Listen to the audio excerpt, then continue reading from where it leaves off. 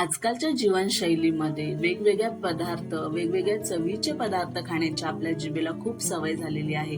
तीच सवय मला सुद्धा झालेली आहे. पण तसेच काही बाहेर मिळणारे पदार्थ आपण घरात बनवू शकलो तर अगदीच उत्तम आहे. म्हणूनच आज ही स्पेशली पास्त्याची रेसिपी मी तुमच्यासाठी घेऊन आलेली आहे, जी बाहेर तर कमाल भेटतेच, वेगवेगळ्या प्रकारांमध्ये, वेगवेगळ्या चवींमध्ये भेटते, पण तीच आपण घरात बनवू शकतो का असा विचार केल्यावरती का नाही हेही उत्तर मला भेटलं. आणि म्हणून मी आज झटपट बनणारी, घरात अवेलेबल असणाऱ्या पदार्थांपासून बनणारी पास्ताची रेसिपी घेऊन आलेली आहे, फक्त आणि फक्त तुम्हा सर्वांसाठी.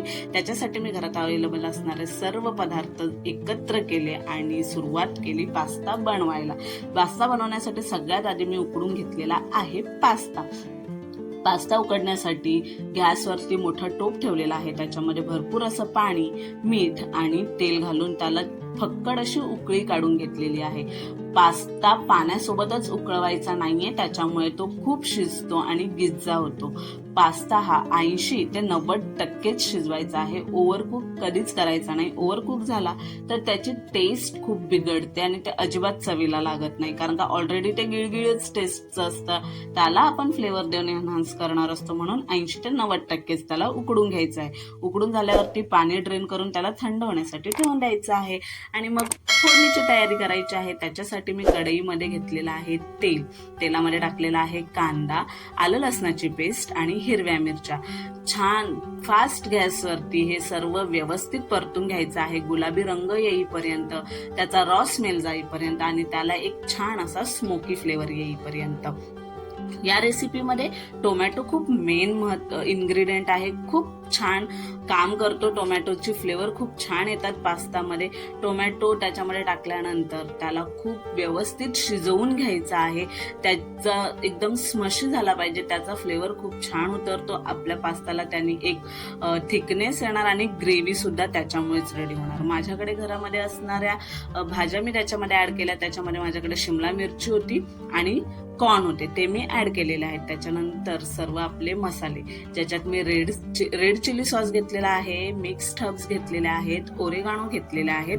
तुम्हाला हवं असेल तर तुम्ही चिली फ्लेक्स सुद्धा टाकू शकता. त्याच्यानंतर मी त्याच्यात पिझ्झा पास्ता सॉस टाकलेला आहे, भरपूर असा टोमॅटो सॉस टाकलेला आहे आणि थोडीशी काळी मिरी पूड भुरभरून घेतलेली आहे.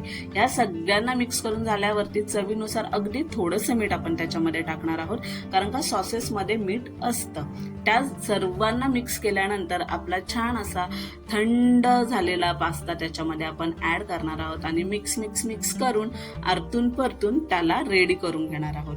रेडी झाल्यानंतर मग राहतं काय, त्याला आपल्याला खायचंच आहे, पण खाण्याआधी त्याला व्यवस्थित सर्व सुद्धा करणं गरजेचं आहे. म्हणूनच मी वाव किती सुंदर कलर दिसतोय, यमी. त्याला मी एका छानशा प्लेटीमध्ये सर्व केलेला आहे. त्याच्यावरती चीज किसून घेतलेला आहे आणि तुम्हाला हवं असेल तर वरून पुन्हा थोडंसं चिली फ्लेक्स, ओरेगानो आणि मिक्स्ड हर्ब्स घालून खाऊ शकता. सुंदर अशी झटपट बनणारी पास्त्याची रेसिपी मी तुमच्यासोबत शेअर केलेली आहे. या विकेंडला तुम्ही सुद्धा पास्ता बनवून नक्की खा. नाश्त्यामध्ये बनवा किंवा इव्हनिंगच्या नाश्त्यामध्ये बनवा, पण पास्ता या विकेंडला नक्की बनवा. जाताच आहात आता पास्ता खरेदी करायला, तर जाता माझ्या व्हिडिओला लाईक करा, शेअर करा, चॅनलला सबस्क्राईब करा. विकेंड एन्जॉय करा विथ पास्ता. बाय.